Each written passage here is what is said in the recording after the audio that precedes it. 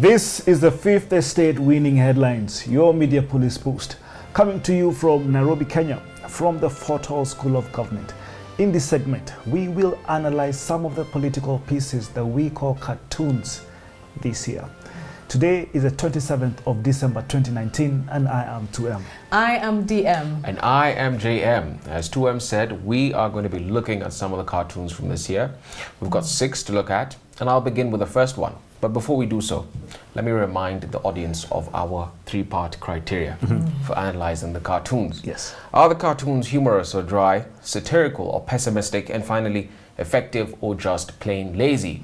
So the cartoons that we're looking at today are the ones that we liked the most Yes. in the year, or that stood out the most. Yes. Yeah, absolutely. They generated the most buzz. Yes. So I'll begin with the first. Uh-huh. And this is actually a cartoon from not too long ago, December, this month. Yeah.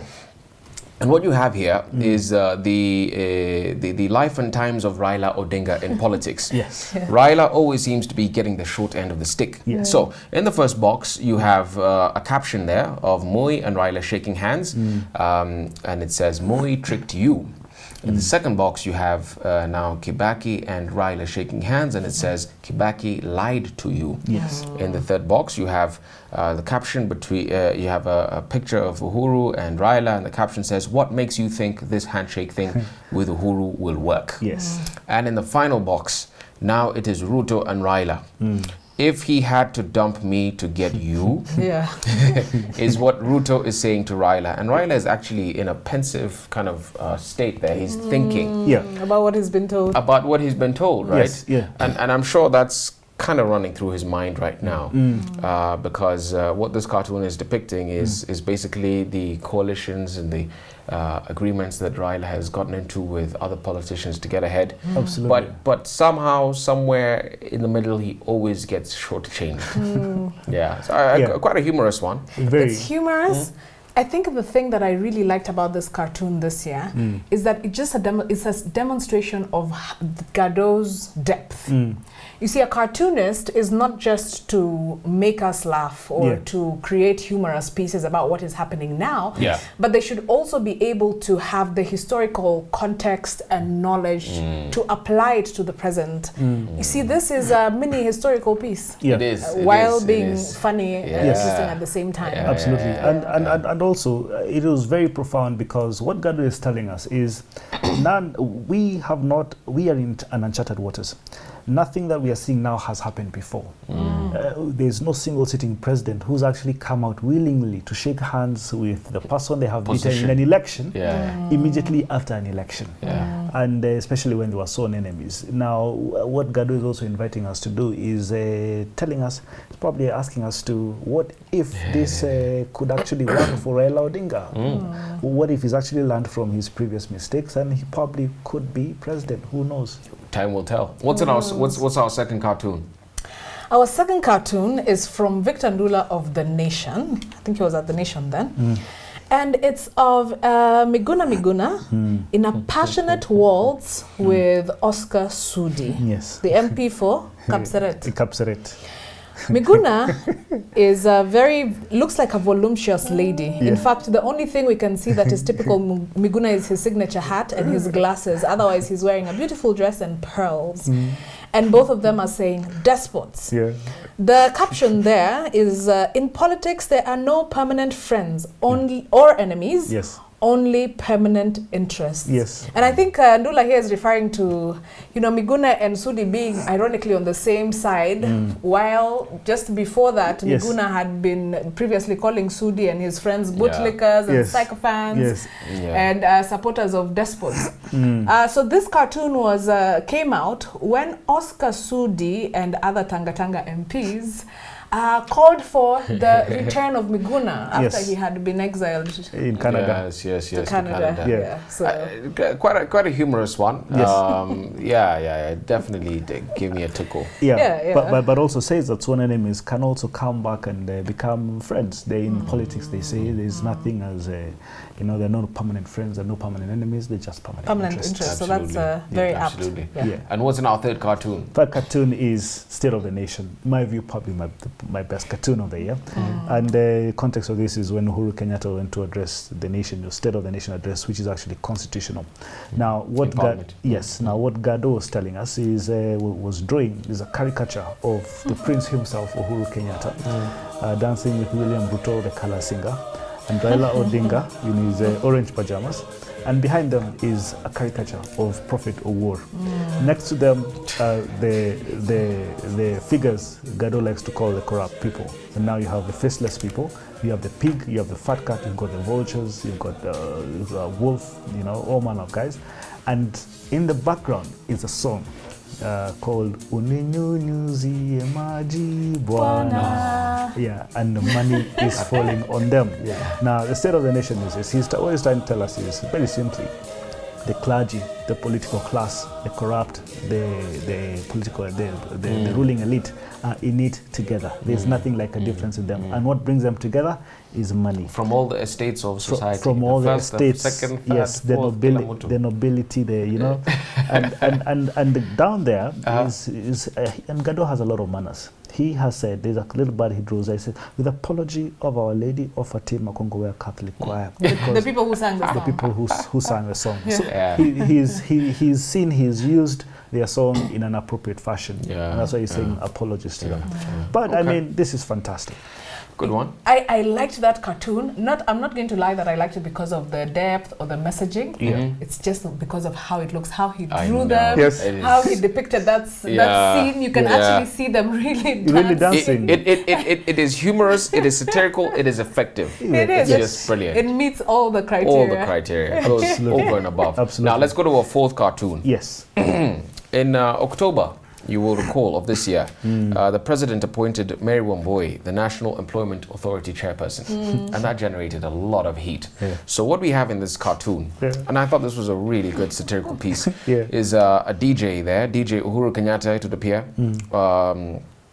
and with a big afro from the 1970s, it would appear, and he's got these discs in his hand, these records.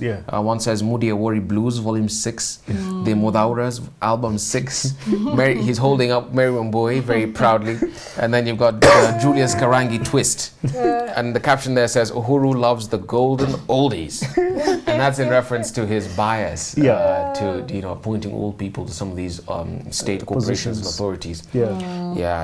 A very funny cartoon. It is, and the commentary at that time, of course, he appointed Mary Wambui, and people were saying, why there are so many young qualified Kenyans? Why does he keep appointing these people who have been around for a long time? Or have had the chance to serve in government? Some of them who didn't even do a good job. I love the visuals of this cartoon. His trousers are very beautiful, and I like the allusion of music from another era Precisely. to signify. You see, all the albums there have names of people. Absolutely. So it's music from another time. Being played now. What I like the cartoon, but I don't agree with its context, because what if Uhuru Kenyatta had appointed a 28-year-old to the National Employment Authority, for example, who would have taken notice? You see, what is my point here? My point is, some of these appointments are largely political appointments. Uhuru Kenyatta needs to keep his constituency happy. It is not for the Kenyans, it's not for Kenyans to say, that one good position.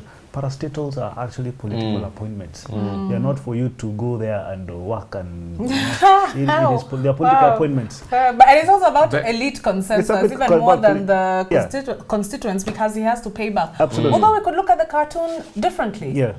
Music from the 70s is great. It's fantastic. So it's not that he's saying there's actually no negative message there if you look at it in that way. Absolutely. It's actually nostalgic for some people. It is. And he's on record saying, what is the point of me appointing a young guy who will mess up? And yet when I employ these old guys, they get things done. So give us our last one. Last one, I have two favorites, I must say. Okay. This one is this is a caricature of Uhuru Kenyatta walking majestically to cut the ribbon of the new Rivertex factory.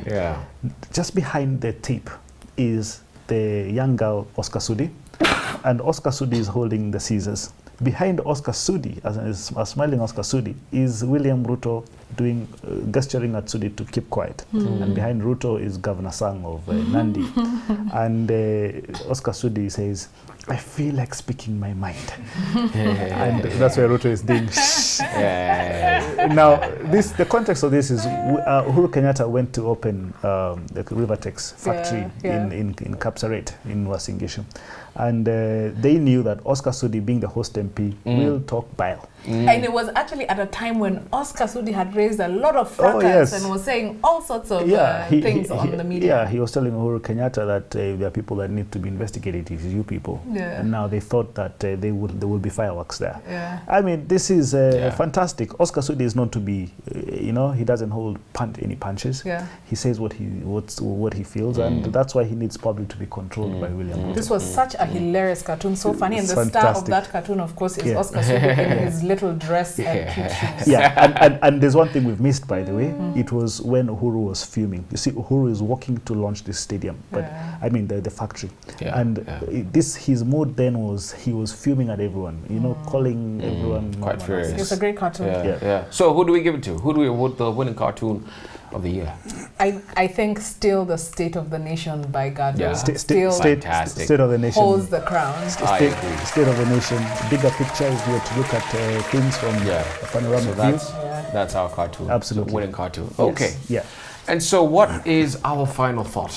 And now our final thought. It is inspired by a book entitled The 33 Strategies of War. And I have it right here with me. I've forgotten. And it is by a man that we like here. It's called Robert Greene. Yes. Yeah. So Robert Greene himself says that this book, The 33 Strategies of War, is a guide to the subtle social game of everyday life. Yes. But informed by the military principles in war. Yes. Yeah. So these are principles that you can apply in your relationships, at work, in the business place, and not just in battle. Yes. So in this book, the book has discussions and examples on offensive and defensive strategies from a wide variety of people and conditions, such as Napoleon Bonaparte, Lawrence of Arabia, Alexander the Great, and the Tet Offensive in Vietnam. So it's written in classic Robert Greene style. Yeah. He has the theory, and then he gives a lot of stories and quotes, which makes it a very interesting read. And he's divided the book into 5 parts. There's self-directed warfare, organizational or team warfare, defensive warfare, offensive warfare, and finally unconventional, or what he calls dirty warfare. I love that. Yeah. So absolutely. That is the long and short of the book. This is a really good book. One of my favorites ever actually is 48 Laws of Power. Yes. It sounds a bit cliche, but it's a it's really my favorite good book. too. And it's a timeless piece that I keep going back to. Yeah. And he does quite a bit of justice to this one. With, concepts and strategies from war. And I'll talk a little bit about one of his chapters, which is really important, particularly if you're in the business world. Yes. Where he says, transform your war into a crusade. Yes. And what he's saying here is that you've always got to motivate and build the morale of your team. Yes. Right? So the question is, how do you do that? And the way to get your team to work together, he says, and maintain their morale is to make them feel part of a group that's fighting for a worthy cause. Yes. Or that's working towards a worthy cause, right? Yeah. And in military language, the ability to create the right group dynamic is what is known as man management. Yes. And so there are 8 crucial steps in creating this group dynamic, in getting the man management perfect. Yes. And I'll very quickly talk about them. The first, unite the team around a cause. Make them fight for an idea. Number 2, keep their bellies full. So they can't be fighting for you. An army marches on its stomach, they say. Absolutely, right? Just the stomachs have to be full. Yes. Number 3, lead from the front. Number 4, concentrate their chi. Now, chi is a Chinese a term borrowed from China. And this is basically, it means an energy that is apparently within all of us, either psychological or physical, and it's supposed to basically drive you towards motivation, towards feeling like you have purpose. Isn't that interesting? Just as a segue, in Chinua Achebe's book Things Fall Apart, the Nigerians then called their personal gods chi. Oh, did Yeah, they? yeah. Oh, yes. There's a segue. So the Chinese must have gotten it from us. From Yes. Yes. Nigeria. Number 5. Play to the individual's emotion, not reason. Appeal to emotion. Number 6. Mix harshness and kindness. Yeah. If you're too kind, then they get complacent. If you're too harsh, then they get intimidated. Yes. Number 7. Build the group myth. Particularly in war, especially, you need a myth to hold them together, to make them feel like, to make them, to inspire them to Yes. live towards that Goal. myth, Yeah. that Yes. positive myth that you're going to be talking about. Yeah. And finally, be ruthless with grumblers. Yes. Now, pirates Yes. and people who used to work in the high seas, Yeah. what they would do is, if you are found grumbling, Yes. and you're inciting the crew Yes. to rebel Yes. from the captain, Yeah. they would throw you overboard. Oh, wow. And there's nothing as toxic, as Yes. dangerous as a rebel Yes. In a when you're contained space. when you're in the high seas. Seas. Yes. That one has to be thrown overboard. Yes. And that's what he's saying here. If you've got that Yeah. kind of person on your team, call them. Yeah. Wow. Call them. He really emphasizes on the importance of a solid team, especially in battle. He even quotes Sun Tzu. He says that. Sun Tzu says that 4,000 army, an army with 4,000 warriors can do so much more than an army with 40,000 warriors if those warriors are not held together. They're not cohesive. By Absolutely. a myth Yes. or a common object of aggression. Of Wow. aggression, precisely. Yeah. Wow. Now the Deep insights here. yes, I like the part of the dirty warfare, unconventional I knew you warfare. would. unconventional warfare. Yeah. And he gives a story about Operation Quicksilver. Yeah. Uh-huh.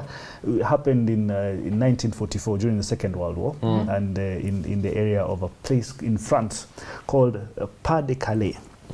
Now, this it was called the Phantom War. It was led by a man called General George Patton, an American general. Now, this guy called Patton, clever idea, this phantom idea of beautiful. He says, they say Patton enlisted a group of artists and carpenters and actors. And what they did is they created a lot of inflated rubber tanks, like a moving tank. They created wooden trucks, they created ambulances, an artificial mess, a dock, fuel tanks, hospitals, just something to depict like a real war situation. Now, where they placed this was opposite Pas de Calais. I'm not very good in French. Now, that was right opposite the English Channel. Now, what he actually did is he made it seem like that the Allies were going to deploy around that area and are going to attack this place called Pas de Calais, that place. Now, the real idea was to attack a place called Normandy. Now, what he did was to force the Germans, using double agents, to fake intelligence that the place where the Allies were going to attack was called Pas de Calais. Now, he used double agents and he sent them to the Germans, and he said that these guys are actually going to attack this place called Pas de Calais. Now, what he also did, this General Patton, was he took Royal Air Force jets and they did patrols across the English Channel just to give a warlike situation and say, Jesus, the Allies are actually going to attack from this place. Now, what that forced Hitler to do is deploy troops at Pas de Calais, just in case these guys were going to. They were so sure, using intelligence, using what they were seeing, and they even had spies across the English Channel, where they used to see these military guys with insignia showing British Air Force and all that. So it was right there for you to see the British, the Allies, the Americans are going to attack.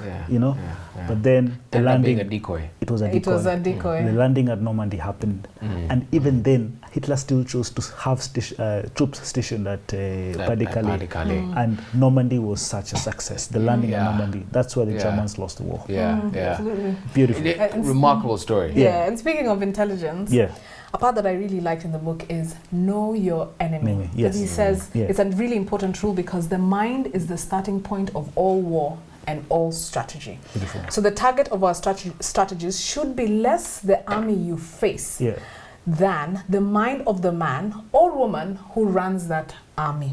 So now Patton knew the mind of Hitler Yes. and how he's going to respond. Yes. Yep. How did he know that?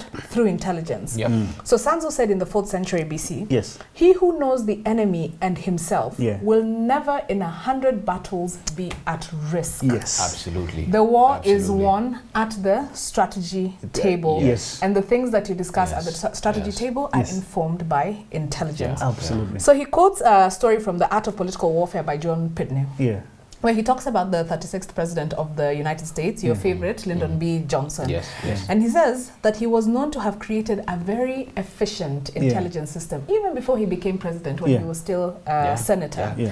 So he would call a lot of people and put his finger, and just keep his finger on the pulse. Yeah. He would pick up the phone, call one of his people, and the one thing he would also say, he would always say, what do you know? He would just Yes. ask, what do you know?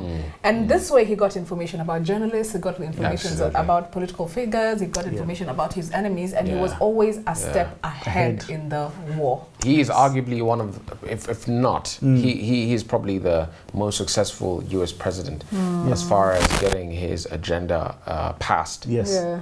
by Congress. Yeah. He did pass a lot of law in his time, didn't he? Yeah, the most of all presidents. Yeah, yeah. Wow, remarkable. Most U.S. presidents will do about 5 to 10% of their agenda. Yeah. He did well over that. Yeah. You know, yeah, remarkable. It's because of all those Knowing your social enemy. skills and And intelligence gathering as well. intelligence gathering that he was able to do. Yeah. I will leave you not with a quote, but with a recommendation. Kevin was talking about the Second World War. You must watch a Netflix documentary, World War II in color. Yes. I tell you, this documentary breaks down the Second World War like Yes. nothing, like It's no brilliant. other book, even no other film, nothing. It's just, it's brilliant. Yeah. Yes, and so don't forget to subscribe to our YouTube channel. We are also on your TV screens. Find us on Pang Free to Air, Go TV, and Star Times. Good evening.